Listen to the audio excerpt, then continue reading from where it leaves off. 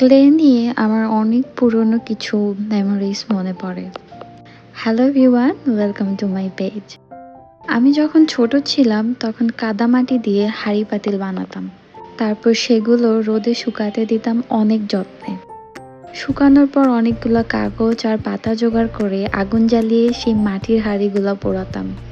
একটা ছোট্ট শিশু মনে যতটুকু আনন্দ আর কল্পনা থাকে সবটা যেন তখন মাটির ওই খেলনার মধ্যে ছিল।